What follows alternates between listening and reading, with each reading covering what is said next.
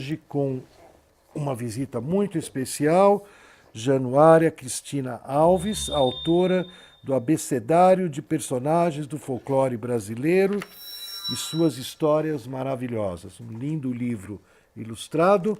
Bem-vinda, Januária. Uma palavra para a Latinoamérica e para o México. Obrigada pelo convite. Fico muito feliz de falar para os nossos irmãos.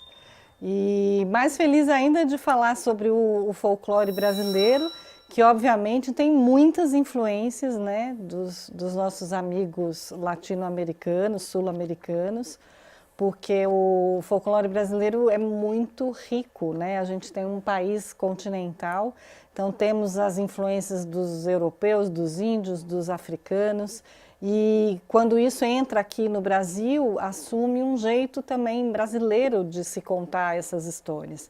Então o livro reúne 141 personagens dos mais representativos do nosso folclore, levando em conta essas regiões, todas as regiões brasileiras, essas influências, os personagens que são mais conhecidos, os menos conhecidos, na tentativa de fazer um registro de uma literatura oral que muitas vezes é muito complicada, né, de se conseguir segurar num suporte impresso, como é o caso do livro.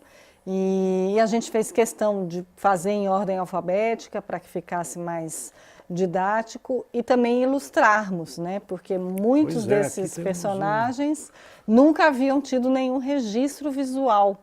Então isso foi um desafio só na oralidade.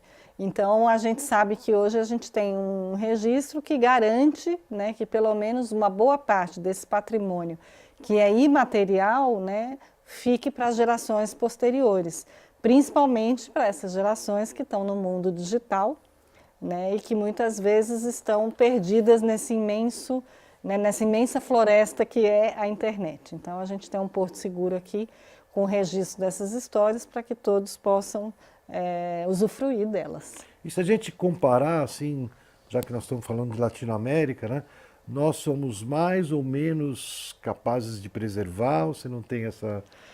Eu acho que a gente não consegue ter dados, né? Mas a gente sabe que, por exemplo, as comunidades que preservaram os índios ou alguns, digamos assim, habitantes que têm como pressuposto, né, a preservação da cultura oral, isso se mantém com mais facilidade do que as comunidades em que isso não existe. Então, tanto é que os centros urbanos realmente quase que não conhecem mais, né, essa cultura oral. Quando a gente vai para o interior, para as comunidades dos índios, dos quilombolas, essas tradições elas se mantêm com maior facilidade.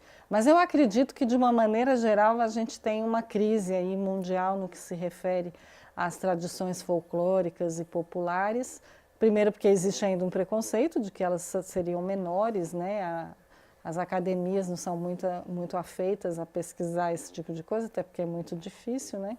E depois porque tudo se globalizou, então tudo passou a ser de todo mundo e essa questão da identidade tem se perdido, né? Então, o trabalho com o folclore tem como um dos objetivos preservar também a nossa identidade. Como que está sendo a receptividade do teu trabalho? Você esteve numa Bienal do Livro, aqui em São Paulo. Muito boa, né? Os pais vêm com os avós, porque se lembram das histórias que contavam quando eram pequenos. Os professores têm muito interesse em trabalhar isso na escola, em resgatar, né? E a gente percebe que uma boa história continua tendo seu fascínio, né? Seja ela de tradição oral ou não, né? Contar uma boa história ainda é tudo que o ser humano quer, né? Contar e ouvir. Então é muito gostoso também de ver que algumas dessas histórias estavam perdidas e a gente consegue recuperar.